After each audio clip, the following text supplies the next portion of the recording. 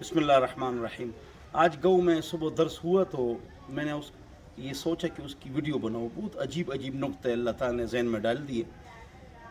پہلا نقطہ تو یہ ہے، وہ تو حدیث ہے کہ بشر المشائین فی الظلم الی المساجد بالنور التام یوم القیامہ او کما قال۔ جو دو اندھیروں میں مسجد کی طرف جاتے ہیں ان کو تام کامل مکمل نور روشنی کی خوشخبری دے دو۔ فجر اور عشاء کو اندھیرا ہوتا ہے فی الظلم میں، تو یہ دو نمازیں منافقین پر بہت زیادہ گراں ہوتی ہے، مشکل ہوتی ہے۔ لہٰذا ان نمازوں کی جو پابندی کرے گا، تو فجر کی نماز پڑھ لی تو آدھی رات عبادت اس نے کر لی، عشاء کی نماز پڑھ لی تو آدھی رات اس نے عبادت کر لی، گویا کہ پوری رات اس نے عبادت کر لی جب وہ فجر اور عشاء کی نماز پڑھے گا۔ اتنا زیادہ اجر ہے اور اتنا زیادہ ثواب ہے۔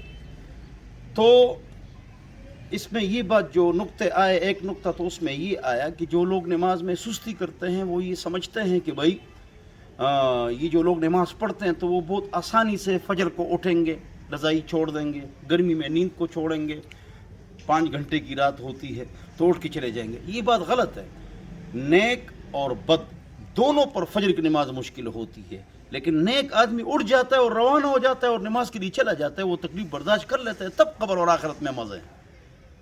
اس لیے پاک رب نے پاک کلام میں دوسری وحی میں غالباً فرمایا، اقرا نازل ہوئی آدھی، اس کے بعد مزمل مدثر نازل ہو گئی، پھر اقرا آدھی صورت بعد میں نازل ہوئی۔ تو دوسری وحی میں اللہ تعالیٰ نے فرمایا کہ اشد وطئا واقوم قیلا، یہ جو تہجد کی نماز ہے یہ بہت مشکل ہے، نیک پر بھی بد پر بھی۔ یہ بد سے مراد ہمارے جیسے گناہگار، دونوں پر جانا مشکل ہے۔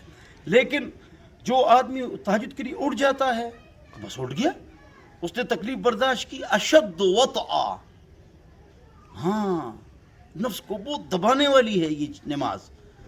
تو جو اس دنیا میں تکلیف برداشت کرے گا، حفت النار بالشہوات وحفت الجنت بالمکارہ، جنت جو ہے وہ کانٹوں کے ساتھ چھپی ہوئی ہے۔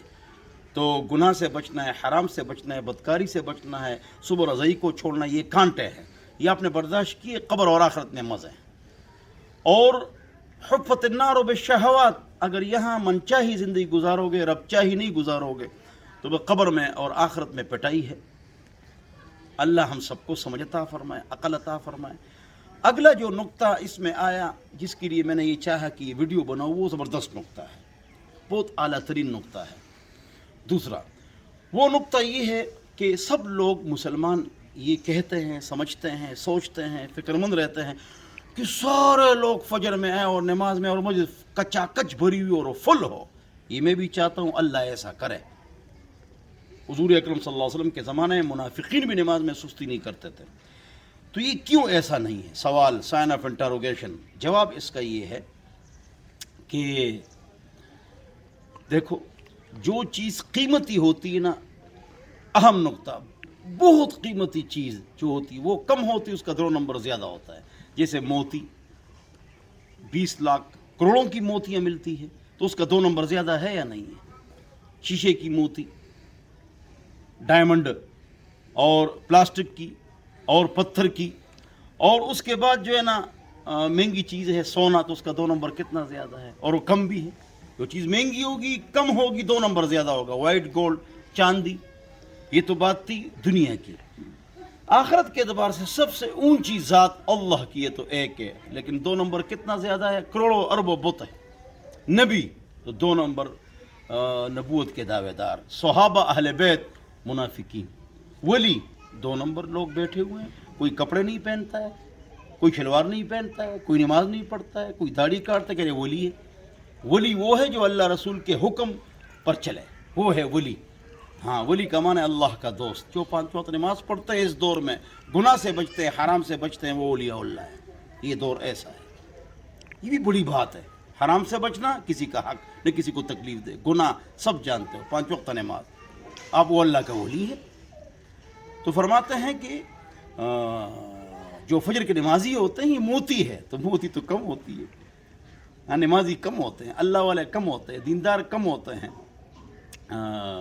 مسلمان کم ہوتے ہیں، ایمان والے کم ہوتے ہیں، بااخلاق باکردار کم ہوتے ہیں، حرام سے بچنے والے کم ہوتے ہیں.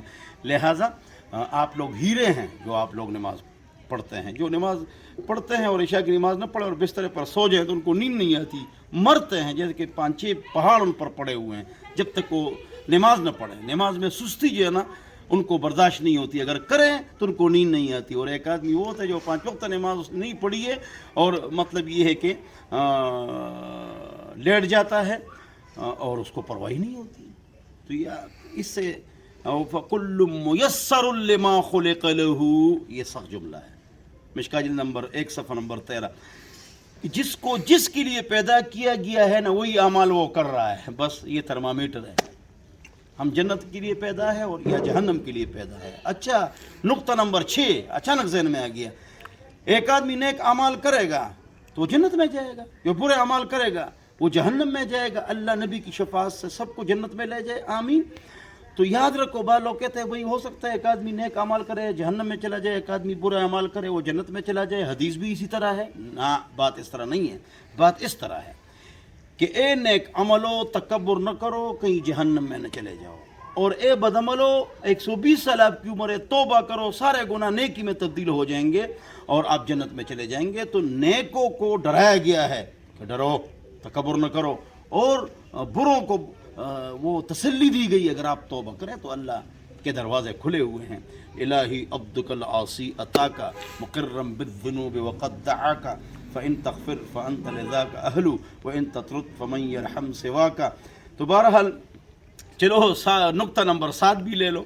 تو عام آدمی بھی تقریر کرے اور عالم بھی تقریر کرے، اور عالم کی تقریر میں عربی حوالے نہ ہو، پھر تبلیغی اور عام آدمی میں فرق کیا ہے ایک.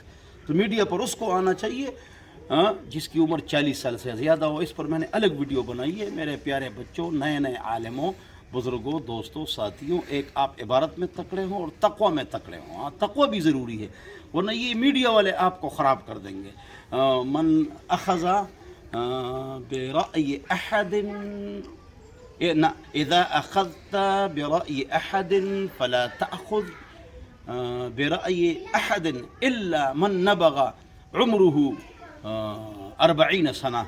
علامہ طنطاوی جواہر القرآن یہ بزرگ 30 جلدوں میں وہ فرماتے ہیں کہ ہمارے اساتذہ نے فرمایا 40 سال کے بعد میڈیا پر آؤ تو جلد بازی نہ کرو. آپ کے بچے ہوں، میچور آپ ہو جائیں پھر آپ کریں.